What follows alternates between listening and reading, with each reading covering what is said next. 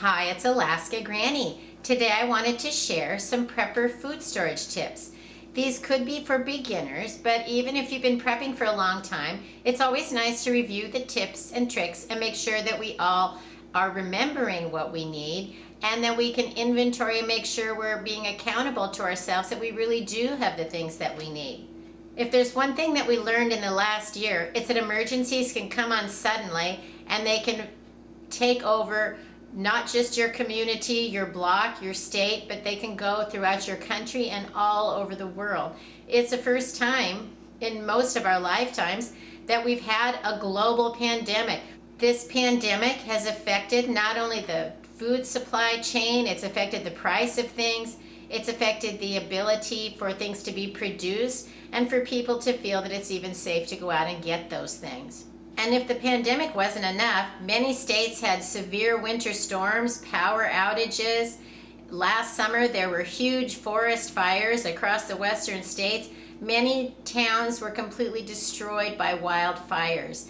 You combine that with hurricanes, tornadoes, and just the economic crisis that so many people have faced, where they've lost their job or their hours have been cut back, or they just don't even know what the future holds. We just don't know. And one way we can help lighten our load and help us feel more secure and better able to face an uncertain future is to have some food on hand.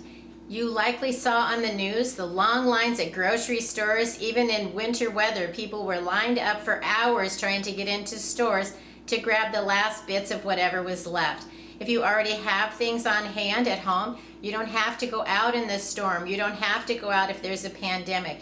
You don't have to go out if you don't want to, because you know you have a nice supply of things at home already. The first thing you should make sure that you do is have at least a 30-day supply of food.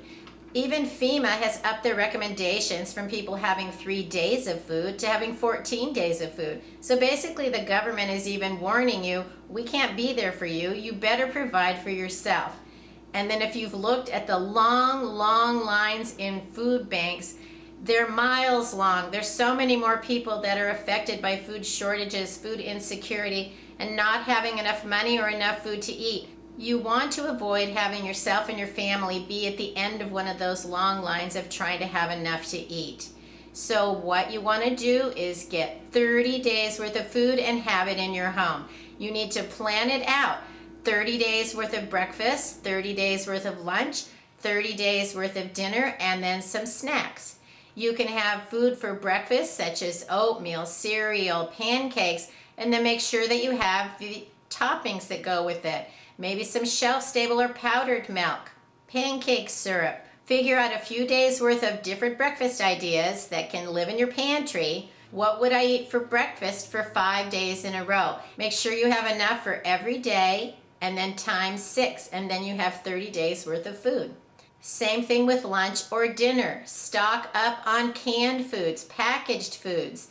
Cans of soup, chili, spaghetti, ravioli, beef stew, chicken pot pie, lots of soups. There's all kinds of different entrees. Go in the store, look around, see what looks appealing to you, and buy some of those foods. If you know you already like them, get several. If you're not sure if you'd like it, buy one and take it home. And if you like it, you can go back and get more. But if it's something that you don't like, you don't want to end up with a pile of it, you've wasted your food storage money and the space for storing foods that you are willing to eat. What are your family's favorite snacks? Make sure that you have 30 days worth of those.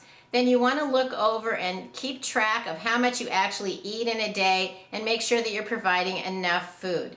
If you look at total daily calories, if you counted up all the calories of all the food that you have, you should have at least 2,000 calories per person per day for the 30 days. That's a lot of food to have on hand, but it's important that you do. Keep adding to your stockpile. Every time you go to the store, don't buy 1 or 2, buy 5 or 6 so that you'll have several weeks worth of extra food.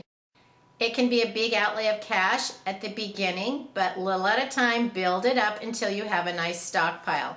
Then as you're storing your food, make sure that you're storing it so that you're rotating it. You want the new food to go to the back of the shelf and the older food that you bought first to go to the front of the shelf, just like they do in the grocery store. First in, first out. Then as you use your food from the front, you push the other food to the front. Then you buy replacement food and you place that behind the food that you've moved forward so that you continue to rotate and have a stockpile. You shouldn't be buying foods that you're not willing to eat. It doesn't mean you need to eat these foods for the next 30 days, but if that's all you had, would you be able to provide meals for your family for 30 days with the foods that you have on hand? Only store foods that you're willing to eat. Don't buy foods just because they're cheap or they're on sale or they have a long shelf life. Buy foods that you're willing to eat and then use those foods, rotate those foods and replace them. The better you store your food, the longer it's going to last. Food needs to be stored in a cool, dark, dry place. Canned food is going to last a long time. Packaged foods can too, but the better you seal them up and the more airtight you make them, the longer they can last. You can even put them into a clean jar, seal them up, and they're going to last longer. Put them in plastic containers with tight-fitting lids. If you want foods to last the longest, which would be the dried foods that can last for many years, you may want to put them in Mylar bags with oxygen absorbers and store them in a 5-gallon bucket. Before you start with a bucket of food, make sure that you have a pantry full of food, because the buckets of long-term food storage aren't something you're going to want to break into in the next week or two. That's foods that are there to sustain you for the long haul. Look over your favorite spices, sauces, condiments. Make sure you have an extra in your pantry. It's going to go a long way towards flavoring the foods that you have on hand so that your meals are more interesting. It helps us avoid food fatigue when we can vary the basic foods we have with spices and sauces to make them taste different and more interesting. Power outages can be a real emergency. They can sometimes last days, even weeks. So you want to make sure that you have some kind of an emergency cook stove so that if you lose your power, you can still cook your food, heat it up and warm it. Make sure that you have working smoke alarms with carbon monoxide detectors in your home. Water could also be a problem if your water stops running. Get a supply of paper plates, some paper napkins, some plastic utensils, and a big supply of garbage bags. Then you also want to make sure that you have a manual can opener. Some of your canned food might have pop tops, but not all, and you want to make sure that you can open and use your food easily in any kind of a situation. Along with your food, you need to store water. You need to store at least 1 gallon per person per day as a bare minimum. If you can store 2 to 3 gallons per day per person, that's better. The problem with water is it takes up a lot of space and it's very heavy. So it can be a challenge figuring out how can we have more, but it's very important that we do.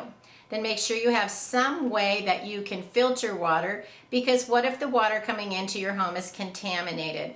What if the water runs out and you need to go outside somewhere to a creek, a stream, a pool, and find some more water? You want to make sure that you've thought about that. Where could I get more water? How can I make sure that it's safe to drink?